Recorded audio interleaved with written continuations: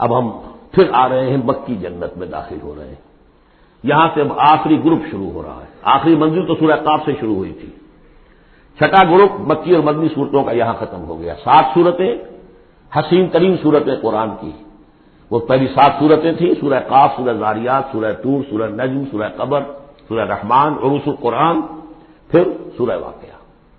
پھر یہ 10 صورتیں آگے، سورہ حدید، سورہ مجادلہ، سورہ حشر، سورہ ممتحنہ، سورہ صف، سورہ جمعہ، سورہ منافقون، سورہ تغابن، سورہ طلاق، سورہ تحریم.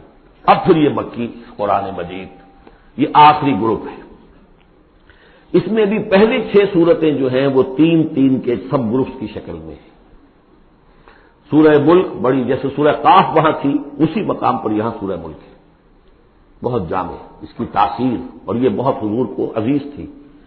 آپ کی کے معمولات میں سے تھا، رات کو سوتے ہوئے آپ سورہ ملک پڑھا کرتے تھے، اور اس کی آپ نے تلقین کی ہے.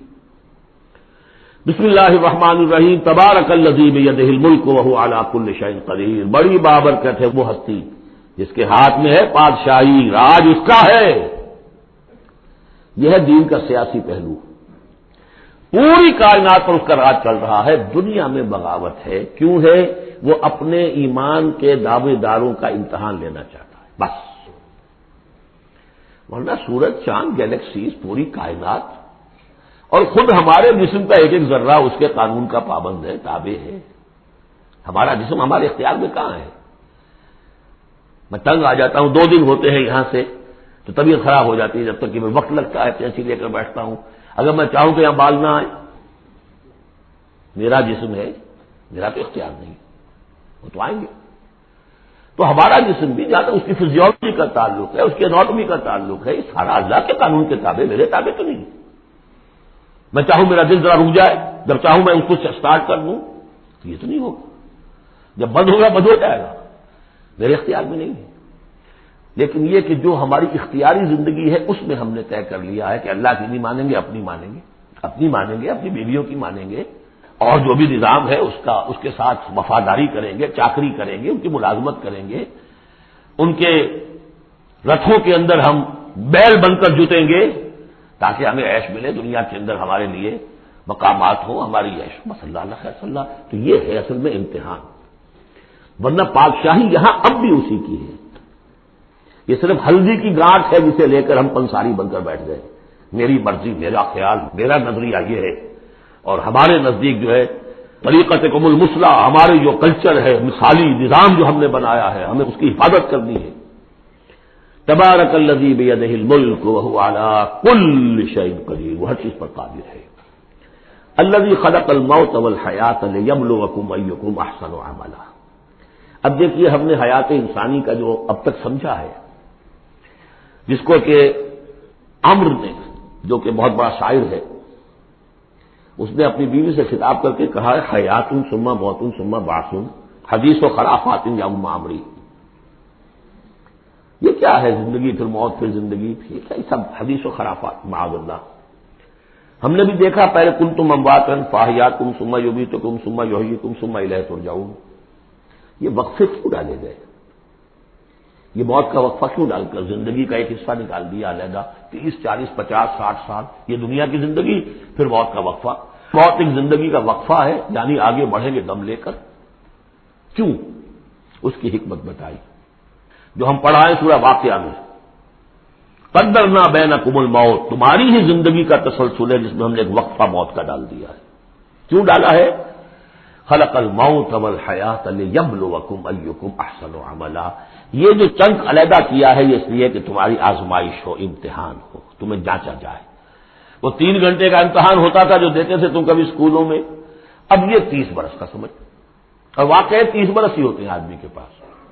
پہلی زندگی کے 20 25 برس ویسے گزر گئے، شعوری ابھی نہیں ہے، اور پھر ایک خاص عمر کے بعد جو ہے آزاد ڈھیلے پڑ گئے، اور پھر یہ کہ کیلا یعلم من بعد علم شیئا. 30 نہیں ہوں گے، 40 مل جائیں گے آدمی کو. کام تو یہی ہوتا اس کی زندگی کا. لیکن اس لیے ہے لیبلوکم ایکم احسن عملا، تاکہ تمہیں جانچے پرکھے دیکھے تم میں سے کون ہے اچھے عمل کرنے والا. اب دیکھیے علامہ اقبال کی جو نظم ہے زندگی کے موضوع پر،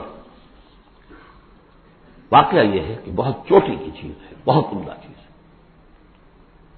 تو اسے پیمانہ امروز فردا سے نہ ناپ، جاویداں پہم دواں ہر دم جواں ہے زندگی. قلزم ہستی سے تو ابھرا ہے مانند حباب، جیسے سمندر میں ایک بلبلا سا ہوتا ہے، کتنی زندگی ہوتی ہے بلبلے کی. قلزم ہستی سے تو ابھرا ہے مانند حباب، اس نیا خانے میں تیرا امتحان ہے زندگی. خلق الموت والحیات لیبلوکم ایکم احسن عملا. ہے کبھی جاں اور کبھی تسلیم جاں ہے زندگی. کبھی زندگی جان سے اس کے مترادف ہے، عبارت ہے، کبھی جان دینا اصل زندگی ہے. ولا تقولوا لمن يقتل في سبيل الله اموات بل احياء ولكن لا تشعرون. ہے کبھی جان اور کبھی تسلیم جان ہے زندگی. اصل زندگی جو ہے وہ جان دے دینے سے حاصل ہوتی. الذي خلق سبع سماوات طباقا، وہ اللہ جس نے بنائے 7 آسمان ایک دوسرے کے اوپر. آیات متشابہات میں سے ہے. ما تری فی خلق الرحمن من تفاوت، تم نہیں دیکھ پاؤ گے اللہ کی تخلیق میں کہیں کوئی فرق. اتنا محکم نظام ہے، اتنا محکم نظام. کیا کسی سائنسدان نے آج تک یہ بھی کہا کہ تخلیق میں یہاں نقص ہے؟ کسی نے کہا؟ زوالوجی کی فیلڈ میں یا باٹنی کی فیلڈ میں یا کسی اور فیلڈ میں، جیولوجی کی فیلڈ میں، ایسٹرونومی کی، کسی نے کہا ہے؟ ما تری فی خلق الرحمن من تفاوت فارجع البصر هل تری من فطور. پھر طرح دوبارہ لوٹا لو اپنی نگاہ، دیکھ لو، ہر میدان میں دیکھ لو، کہیں تمہیں کوئی رکھنا نظر آتا ہے؟ اگر یہ تخلیق کامل ہے تو کامل حقیقت میں کون ہے؟ اس کا خالق، اس کا باری، اس کا مصور. بس یہ نظر نہیں آتا. سائنسدان سب کچھ دیکھ رہے ہیں. ڈھونڈنے والا ستاروں کی گزرگاہوں کا اپنے افکار کی دنیا میں سفر کر نہ سکا. بڑے بڑے صاحب بصیرت اور بڑے بڑے عقل مند اپنی ناک پتلے کے پتھر سے ٹھوکر کھاتے ہیں. دیکھ رہے ہیں ٹیلیسکوپ سے ٹھوکر کھا رہے ہیں وہاں جو سامنے پتھر پڑا ہوا ہے اس سے. یہ ہو رہا ہے آج ہمارے ساتھ. فرض سپر جیل کا بسرا کر رہا ہے. پھر لوٹاؤ ذرا اپنی نگاہ کو 2 مرتبہ اور. ينقلب الیک البصر خاسئا وهو حسیر. تمہاری نگاہ تھک ہار کر لوٹ آئے گی، تمہیں ہماری تخلیق میں کہیں کوئی رکھنا، کوئی درار نظر نہیں آئے گی. وَلَقَدْ زَيَّنَّا السَّمَاءَ الدُّنْيَا بِمَصَابِيحَ وَجَعَلْنَاهَا رُجُومًا لِلشَّيَاطِينِ وَأَعْتَدْنَا لَهُمْ عَذَابَ السَّعِيرِ. اور ہم نے سب سے قریبی آسمان کو سجا دیا ہے چراغوں سے، یعنی زمین سے جو قریب ترین آسمان ہے، پہلا آسمان. اور ان چراغوں کو ہم نے بنا دیا ہے رجوما للشیاطین. شیاطین جن جو ہیں وہ جو کوشش کرتے ہیں اس سے باہر نکل کر، اور وہ چاہتے ہیں کہ کچھ خبریں جو ہیں وہ فرشتوں سے چرا کر لے آئیں، تو ان کو کھدیڑنے کے لیے، ان کو اوپر سنگ باری کے لیے ہم نے یہ میزائلز رکھے ہوئے ہیں. وَأَعْتَدْنَا لَهُمْ عَذَابَ السَّعِيرِ، اور ان کے لیے ہم نے تیار کر رکھا ہے جلا دینے والا عذاب. وَلِلَّذِينَ كَفَرُوا بِرَبِّهِمْ، اور جو لوگ اللہ کا، اپنے رب کا کفر کریں، چاہے وہ انسان ہو چاہے جنات ہوں، ان کے لیے ہے عذاب جہنم، جہنم کا عذاب. وَبِئْسَ الْمَصِيرُ، اور وہ بہت ہی برا ٹھکانہ ہے. اذا القوا فیہا سمعوا لہا شہیقا وہی تفور، جب وہ اس میں جھونکے جائیں گے تو سنیں گے کہ وہ دھاڑ رہی ہوگی، اچھل کود رہی ہوگی، اس کا جوش و خروش ہوگا. جو سورہ قاف میں ہم نے پڑھا تھا کہ ہم اس سے پوچھیں گے حل امتلاتے وتقول حل من مزید، وہ اور چاہے گی. جیسے کوئی بھوکا بھیڑیا ہو یا بھوکا شیر ہو اور اس کے آگے کوئی شکار ڈالا جائے تو جس طریقے سے وہ اس پر غرا کر آئے گا، تکاد تمیز من الغیظ، قریب ہوگا کہ وہ اپنے غصے سے پھٹ جائے. کلما القی فیہا فوج، جب کبھی بھی اس میں ایک فوج ڈالی جائے گی، یعنی یہ کہ ایک قوم کے بعد دوسری، دوسری کے بعد تیسری، وہ تو ہو رہا ہے. وہم یوزعون، ان کے درجہ بندی کی جائے گی، قوموں کا علیحدہ علیحدہ حساب ہوگا. سألہم خزنتہا، تو جو جہنم کے داروغہ ہیں وہ ان سے کہیں گے الم یاتکم نذیر، کیا آپ کے پاس کوئی خبردار کرنے والے نہیں آیا؟ قالوا بلا، وہ کہیں گے آیا تھا، کیوں نہیں؟ قد جاءنا نذیر، ہمارے پاس خبردار کرنے والا آیا. فکذبنا، ہم نے انہیں جھٹلا دیا تھا. وقلنا ما نزل اللہ من شیء، اور ہم نے کہا کوئی شے نہیں اتاری اللہ نے، یہ تم خام خواہ کہہ رہے ہو کہ تم پر کوئی قرآن اترا ہے یا تورات اتری ہے. ان انتم الا فی ضلال کبیر، ہم نے اس سے بھی بڑھ کر کہا کہ تم تو خود کسی گمراہی میں ہو، کھلی گمراہی میں مبتلا ہو گئے ہو، تمہیں کوئی آسیب آ گیا ہے یا کچھ اور ہو گیا. وقالوا لو كنا نسمع او نعقل، اور انہوں نے کہا یا وہ کہیں گے کہ اگر ہم سنتے اور سوچتے، غور کرتے، عقل سے کام لیتے، ما کنا فی اصحاب السعیر، تو ہم نہ ہوتے اس جہنم والوں میں سے۔ فاعترفوا بذنوبہم بذنبہم، پس انہوں نے اپنے اصل گناہ کا اعتراف کر لیا۔ یہ بہت اہم مقام ہے۔ اصل گناہ کیا تھا کہ ہم نے ان کی بات سنی نہیں، سنی تو انسنی کر دی، اس پر غور نہیں کیا۔ اس لیے کہ ہم یہ آج پڑھ چکے ہیں، ان السمع والبصر والفؤاد کل اولئک کان عنہ مسئولا۔ اللہ نے تمہیں یہ فیکلٹیز دی ہیں تو اس لیے کہ استعمال کرو۔ ہم نے بند کر کے رکھ چھوڑی ہے۔ ہماری ریت ہے، ہماری آباء و اجداد کی رسمیں ہیں، ہماری برادری کے یہ رواج ہیں، ہم اتنے عرصے سے ایک جماعت میں ہیں، اس جماعت کا یہ چلن ہے، جو بھی ہے، اس فرقے میں ہے، اس فرقے کا یہ معاملہ ہے۔ یہ ساری چیزیں جو ہے کہ نہ سوچنا، نہ غور کرنا، نہ سننا۔ فاعترفوا بذنبہم، اصل گناہ یہ ہے ان کا۔ فسحقا لاصحاب السعیر، تو دفع ہو جائیں یہ، دھکارے جائیں یہ لوگ کہ جو جہنمی ہے۔ اس کے برعکس ان الذین یخشون ربہم بالغیب، وہ لوگ کہ جو اپنے رب سے ڈرتے رہے غیب میں، لہم مغفرۃ واجر کبیر، ان کے لیے مغفرت بھی ہے اور بہت بڑا اجر بھی ہے۔ واسروا قولکم او اجہروا بہ، اور دیکھو چاہے تم اپنے قول کو چھپا کر بیان کرو یا بلند آوازی سے بیان کرو۔ انہ علیم بذات الصدور، وہ تو اس سے بھی واقف ہے جو تمہارے سینوں کے اندر مضمر ہے اور پنہاں ہے۔ الا یعلم من خلق، بڑی اہم آیت ہے یہ وہ حصے ہیں قرآن کے یہ کہ جن کو اس طریقے سے ازبر ہونا چاہیے اگر بات کرنا چاہتے ہیں، آپ دین کی وہ خدمت کرنا چاہتے ہیں۔ کیا وہی نہ جانے گا جس نے پیدا کیا؟ ایک ایسی بات ہے کہ اس کا کوئی انکار کر ہی نہیں سکتا۔ گھڑی بنانے والے کو تو معلوم ہے میں نے اس میں کیا کیا پرزے رکھے ہوئے ہیں، مجھے نہیں معلوم، میں اس کا استعمال تو کر رہا ہوں، مجھے بتا دیا یہ بٹن دبا دیں یہ آن ہو جائے گا، لیکن یہ کہ جس نے بنایا ہے کیا اس سے چھپی ہوئی کوئی چیز ہے؟ الا یعلم من خلق وهو اللطیف الخبیر، اور وہ تو بہت باریک بین ہے، ہر شے کی خبر رکھتا ہے۔ هو الذی جعل لكم الارض ذلولا، اسی نے تمہارے لیے زمین کو بنا دیا ہے پست، تابع حکم، تمہارے قدموں میں بچھی ہوئی ہے غریب، جتنا چاہتے ہو اس کو تو رونتے ہو، پامال کرتے ہو۔ فامشوا فی مناکبہا، چلو پھرو اس کے کندھوں کے مابین، گویا کہ یہ بھی کوئی بہت بڑا ہاتھی ہو، اس کے کندھوں کے مابین اتنی جگہ ہے، چل پھر رہے ہیں، جیسے چیونٹی کسی ہاتھی کے کندھوں کے درمیان چل رہی ہو تو وہ تو سمجھتی ہوگی کہ فٹ بال کا میچ کھیلنے کی جگہ مجھے مل گئی ہے۔ تو یہی حال ہمارا ہے، ہم جسے بہت وسیع سمجھتے ہیں کیا وہ کچھ بھی نہیں۔ فامشوا فی مناکبہا وکلوا من رزقہ، اور اسی کے رزق میں سے کھاؤ پیو، اسی زمین میں سے تمہارا رزق بھی برآمد ہو جائے گا۔ وإلیہ النشور، یہ یاد رکھو کہ پھر اللہ ہی کی طرف اٹھ جانا ہے، یہ اٹھنا ہے۔ آمنتم من فی السماء ان یخسف بکم الارض فاذا ہی تمور، کیا تمہیں کوئی خوف نہیں رہا؟ بالکل تم نچنت ہو گئے ہو اس آسمان والے سے جو آسمان میں ہے کہ وہ کہیں تمہیں زمین میں خسف نہ کر دے، دھسا نہ دے، فاذا ہی تمور، جبکہ وہ لرزے، زلزلہ آئے، شق ہو جائے اور تم چلے جاؤ۔ امنتم من فی السماء ان یرسل علیکم حاصبا، کیا تمہیں کوئی ڈر نہیں رہا کہ اللہ تعالیٰ جو ہے وہ آسمان والا تم پر بھیج دے کوئی ایسا جھکڑ تیز آندھی جس میں پتھر چلے آ رہے جو بلٹس کا کام کرے اور میزائل کا کام کرے۔ فستعلمون کیف نذیر، پھر تمہیں معلوم ہو جائے گا کہ میرا خبردار کرنا کیسا تھا، کیا اس کا نتیجہ تھا۔ وَلَقَدْ كَذَّبَ الَّذِينَ مِن قَبْلِهِمْ، اور یقیناً جو ان سے پہلے تھے انہوں نے بھی جھٹلایا تھا۔ فَكَيْفَ كَانَ نَكِيرٌ، تو کیسا ہوا میرا ان کو پکڑنا اور میرا عذاب۔ اولم یروا الی الطیر فوقہم، کیا یہ دیکھتے نہیں پرندوں کو جو ان کے اوپر ہے؟ صافات ویقبضن، کبھی انہوں نے اپنے پر پھیلائے ہوتے ہیں، کبھی ان کو سکیڑ لیتے ہیں۔ ما یمسکہن الا الرحمن، نہیں روکے ہوئے انہیں اس فضا کے اندر مگر رحمان۔ انہ بکل شیء بصیر، یقیناً وہ ہر چیز کو دیکھ رہا ہے۔ یعنی جو قانون طبیعی ہے جس کے تحت وہ چل رہا ہے وہ تو اللہ کا بنایا ہوا ہے۔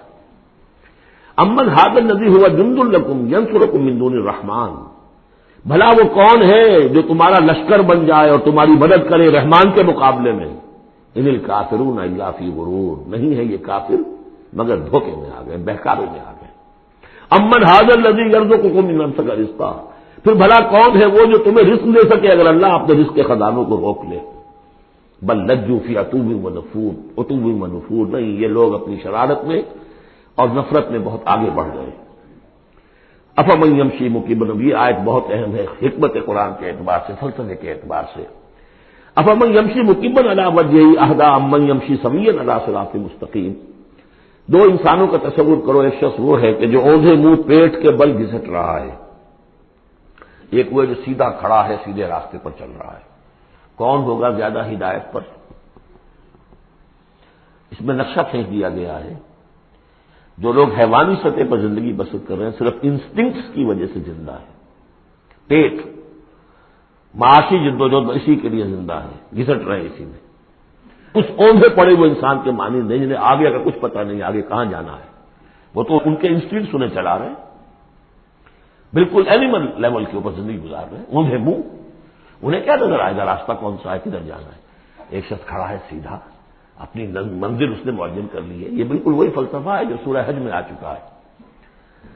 انسان حقیقت میں وہی انسان ہے جس نے اپنا کوئی آدرش، کوئی نصب العین، کوئی مقصد، کوئی آئیڈیل زندگی میں مقرر کیا۔ جو شخص بغیر کسی نصب العین کی زندگی گزار رہا ہے، ہی از این اینیمل۔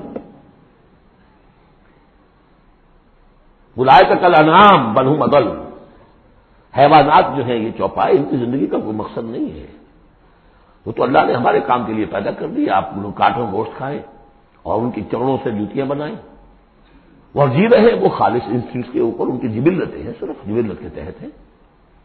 انسان صرف حیوان نہیں ہے، اس میں کچھ اور ہے، اور اس کے لیے کوئی آئیڈیل۔ ضعف الطالب والمطلوب، جتنا اونچا آئیڈیل ہوگا اتنا ہی اونچا انسان جائے گا، لیکن جس کا کوئی سرے سے آئیڈیل نہیں وہ نرا حیوان ہے۔ آخر چوپائے بھی تو اسی طرح چلتے ہیں نا۔ افمن یمشی مکبا علی وجہہ اہدی امن یمشی سویا علی صراط مستقیم، سیدھا راستہ اور اس کی منزل معین ہے، مجھے ادھر جانا ہے۔ دنیا میں ہماری منزل اقامت دین، حقیقت میں زندگی کی منزل آخرت، رضا الہی کا حصول۔